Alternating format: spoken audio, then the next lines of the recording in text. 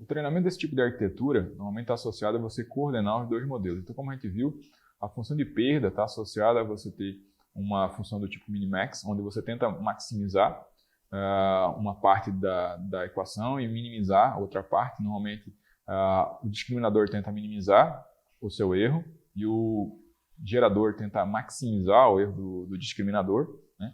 Então, durante esse processo, primeiro o discriminador ele vai treinar por uma ou algumas épocas, dependendo da estratégia de treinamento. Depois o gerador vai treinar por uma ou algumas épocas, então sempre utilizando a relação entre os dois, e a gente vai fazendo isso de forma repetitiva durante um processo de treinamento. Então, no primeiro momento, o discriminador aí vai calcular a perda, então a gente vai calcular a perda do discriminador aqui em imagens reais, para tentar fazer com que ele consiga sair da distribuição de peso aleatória para uma distribuição que consiga discriminar os exemplos. A partir disso, ele vai receber as imagens falsas do gerador, então agora ele começa a receber imagens que não são reais, ele tem que tentar discriminar. A perda vai ser associada a quantas imagens falsas ele não consegue classificar, então ele classifica de forma incorreta, né? A soma aí das duas perdas é utilizada para calcular essa perda total, e a gente usa um algoritmo de retropropagação normalmente para, na próxima iteração, diminuir a perda total do sistema. Então, fazer com que o discriminador consiga classificar melhor as imagens que são reais e consiga descobrir quais são as imagens que são falsas sendo fornecidas pelo gerador. Então, a ideia é você ajustar os pesos para encontrar qual seria a melhor configuração possível nesse contexto. Já o gerador, ele vai gerar as imagens falsas, calcula aí a perda do discriminador em relação a essas imagens que estão sendo geradas e vai tentar otimizar os pesos para que as próximas imagens geradas potencializem, né, os pixels das imagens geradas potencializem a perda do discriminador, na medida que ele vai agora tentar fazer com que o discriminador classifique de forma incorreta as imagens falsas geradas aí. Então, esses são os pesos do gerador que são atualizados nesse sentido. Então, a ideia é a gente partir aqui de um espaço latente aqui, normalmente partir de uma distribuição aleatória, uniforme. A partir disso, o gerador vai gerar os vários exemplos ou as várias novas imagens associadas a esses exemplos, né? O discriminador vai pegar o quê? Algumas imagens reais e as imagens falsas disponibilizadas aqui pelo gerador, e a partir disso a gente tem lá a saída do discriminador sugerindo se a imagem que está sendo processada ela é real ou ela é falsa. Na medida que a gente evolui esse treinamento por N iterações, a gente começa a fazer com que especializar, gerar geradores e discriminadores mais eficientes a cada uma das iterações, e no final do treinamento a gente vai ter um gerador que consegue gerar, a partir do espaço latente de uma distribuição uniforme e ruidosa, gera imagens bastante parecidas com a distribuição real dos dados, e um discriminador que seja bastante eficiente em fazer essa análise. Nesse contexto aqui, um exemplo associado a esse tipo de modelo aqui, gerando dígitos manuscritos, eu vejo que nas primeiras iterações você tem imagens muito ruidosas, na medida que o treinamento vai acontecendo, as imagens vão sendo mais críveis, mais similares a imagens reais, né? Então, durante a evolução do treinamento desse tipo de modelo. Então, esse é um exemplo bem característico. Obviamente, são imagens mais simples de serem geradas, né? Não são imagens coloridas ou muito complexas, mas elas já são imagens que não existiam originalmente e foram geradas a partir desse espaço latente que veio de uma distribuição ruidosa. Alguns problemas associados ao treinamento desse modelo, normalmente a gente tem o problema de vanishing gradient. Então, a ideia é que se a gente tiver um discriminador muito forte em relação à capacidade do gerador, o gerador começa a gerar muitos valores ruidosos, ele não consegue convergir para gerar imagens parecidas com as imagens reais. Então, essa é uma coisa que tem que ser tratada.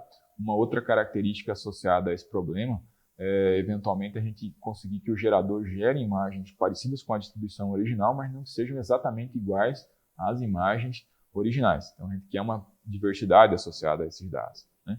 Mas no caso do primeiro problema, normalmente a gente usa a versão modificada da função de perda do minimax, onde em vez de a gente tentar minimizar o log dessa diferença, né, a gente tenta maximizar a capacidade aí do discriminador em responder. Então, é uma das formas de tentar evoluir.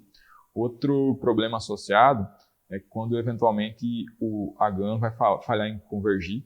Então, a gente, de alguma forma, tem que aumentar a regularização, seja introduzindo mais ruído no discriminador, ou seja, eventualmente penalizando os pesos do discriminador, obrigando com que ele seja menos especializado em relação aos dados da entrada, para que ele permita que o gerador gere informações mais eficientes, mas que seja uma distribuição um pouquinho diferente do que a distribuição original. Então, a ideia é também tentar gerar um pouquinho de diversidade.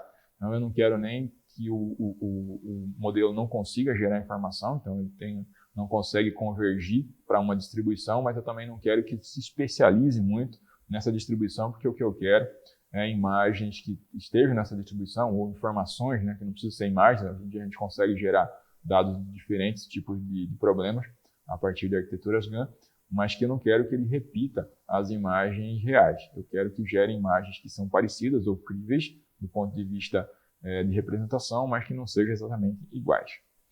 Então, depois do treinamento do gerador e do discriminador, o que a gente faz normalmente é remover o discriminador desse processo, porque o que eu quero é gerar informação nova, e a partir dessa informação nova eu tenho que avaliar a qualidade dessas informações geradas, sejam elas imagens ou qualquer outro tipo de distribuição.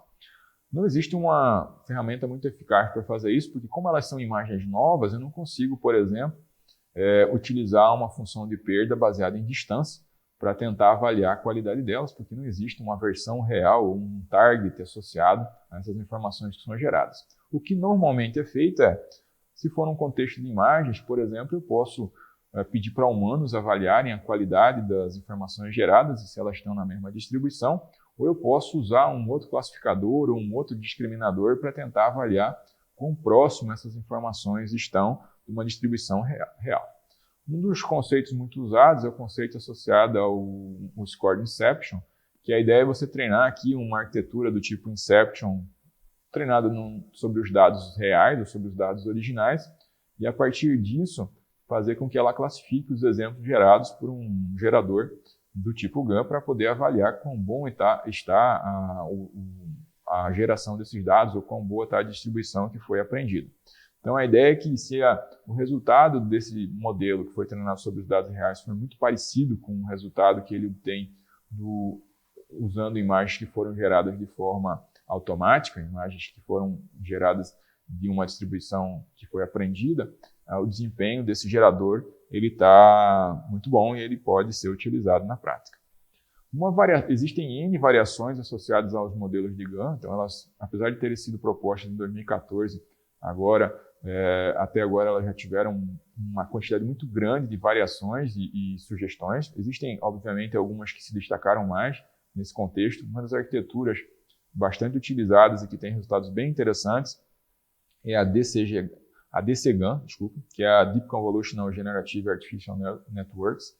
A ideia aqui é a gente introduzir aqui, substituir aqui as camadas totalmente conectadas por camadas do tipo convolucional. Então, a gente introduz aqui esse conceito de arquiteturas profundas no processo de geração das informações. Então, a gente tira aqueles pesos que vinham de camadas totalmente conectadas, introduz o conceito associado a arquiteturas convolucionais, tanto no gerador quanto no discriminador. Então, são resultados bem interessantes que estão sendo obtidos, resultados bem incríveis do ponto de vista de informações geradas, sejam elas imagens ou não.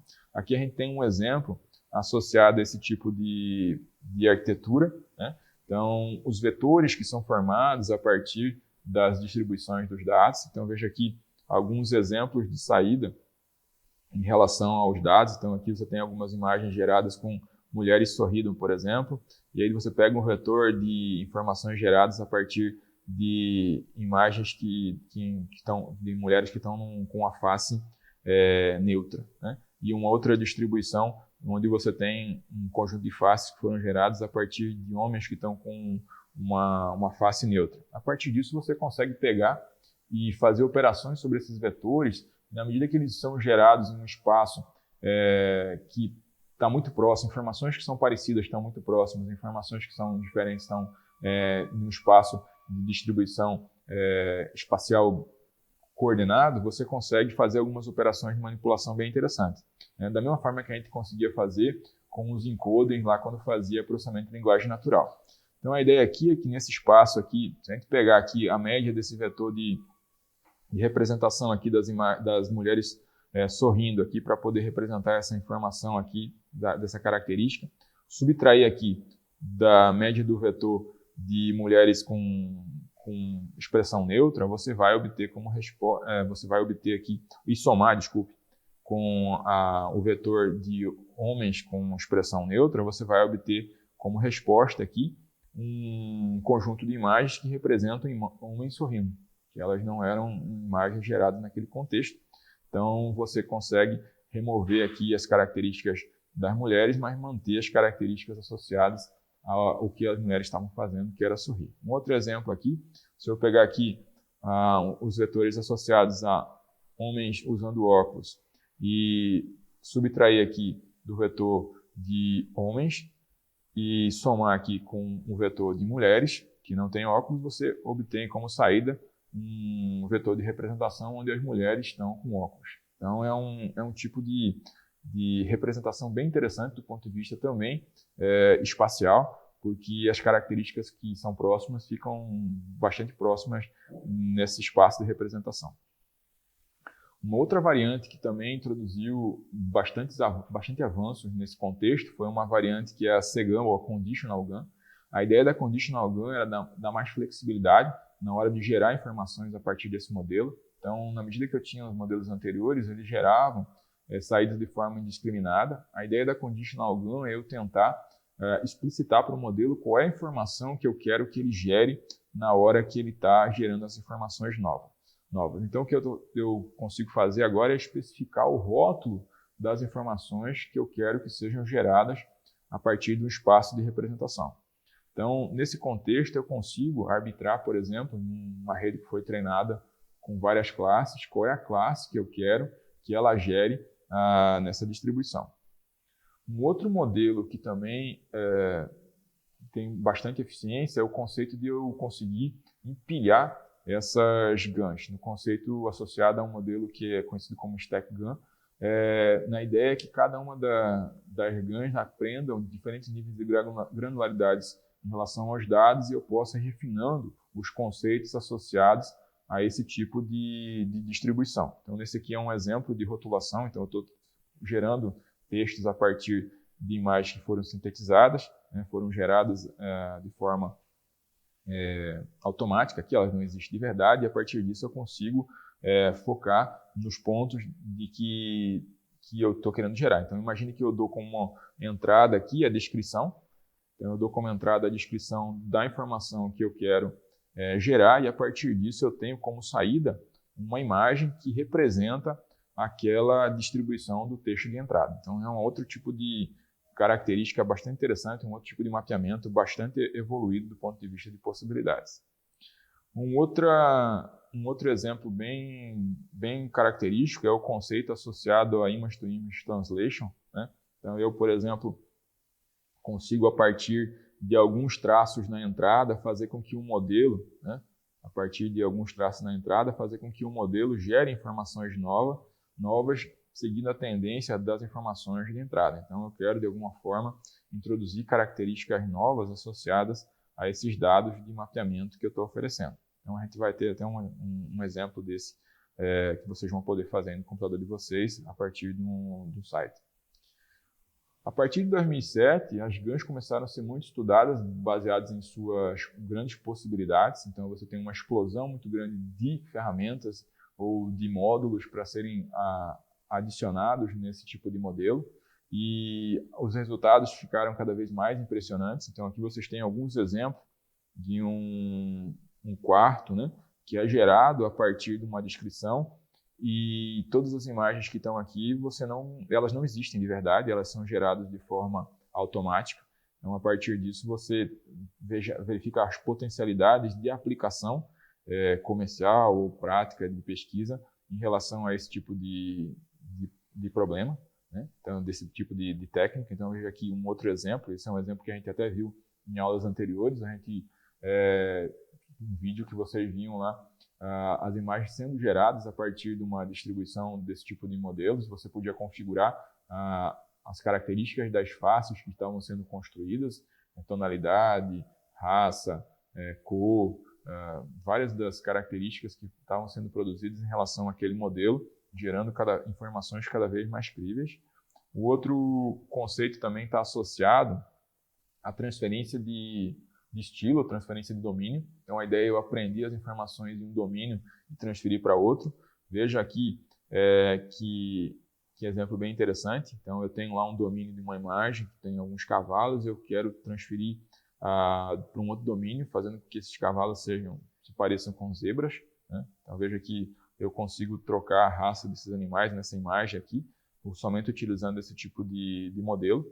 Um outro exemplo aqui que vocês podem verificar é nesse contexto aqui, onde você pega uma imagem que tem alguns exemplos aqui de maçãs, e você transforma essas maçãs em laranjas a partir desse tipo de modelo. Então, as potencialidades aumentaram bastante. A CycleGo é um outro exemplo desse tipo de modelo que está sendo produzido. Então, é um outro tipo de arquitetura bastante utilizado hoje em dia.